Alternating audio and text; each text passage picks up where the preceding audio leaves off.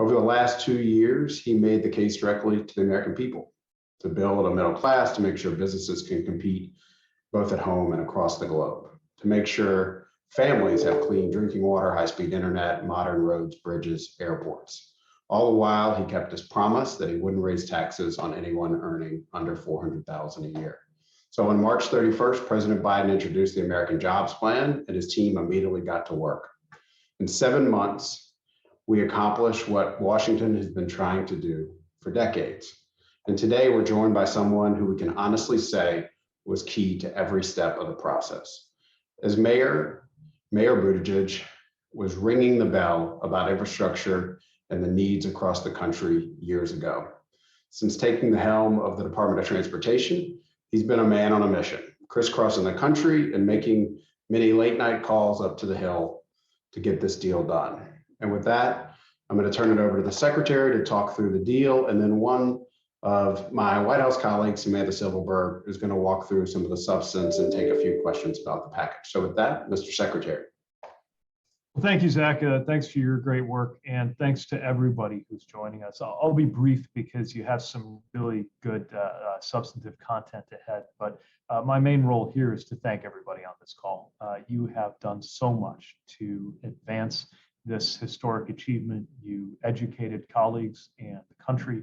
You made your voices heard about what a big investment would mean to you, to those you serve, in the creation of jobs, in the creation of opportunity, and the improvement of everyday life in communities across this country. And so when I say thank you, it's not in the spirit of thank you for a favor that you did for the administration, but rather thank you for your effectiveness in delivering something that we have all worked on because it is the right thing to do for those we care about. And now I want you to know that my department and every department that will be entrusted with enormous resources as a result of this historic legislation will be working very hard to effectively and accountably deliver the improvements that those precious taxpayer dollars are there to deliver. And we're going to look to you as partners in that process as well.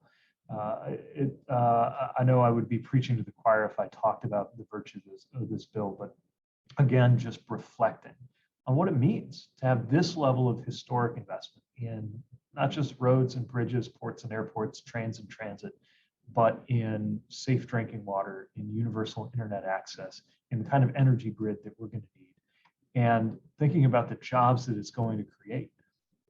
Plumbers and pipe fitters working on those lead water pipes so that every child has clean drinking water. The folks who will be manufacturing the solar panels, the wind farms, the batteries, the electric vehicle elements around this country. The people who will be cleaning up the brownfields and Superfund sites that are so important to take care of.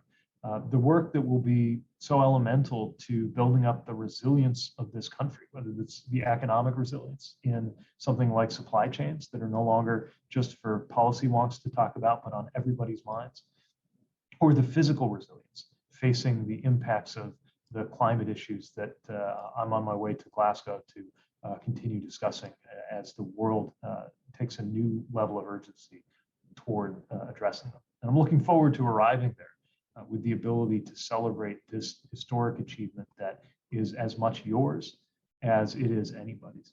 And of course, we are continuing to push forward with the second half of what I like to call the big deal, the second half of the president's economic vision, which will help to address climate, lower taxes, create jobs, and lower costs at a time when that is so important for American families. But right now, I just want to emphasize our appreciation for your work. This is going to be remembered in history as one of those turning points. As the president said, the moment when America decided that we are in fact going to lead in the 21st century. But so much depends on getting it right now, on implementing it well. And again, I look forward to working with you as partners in delivering those resources, just as you have been our indispensable partners in securing those resources to begin with. So thank you, congratulations, and let's get to work. Zach, back over to you. Thanks, Mr. Secretary. I know you're going to run. Safe travels today, so we appreciate you joining us and thanking the group. So with that, we're going to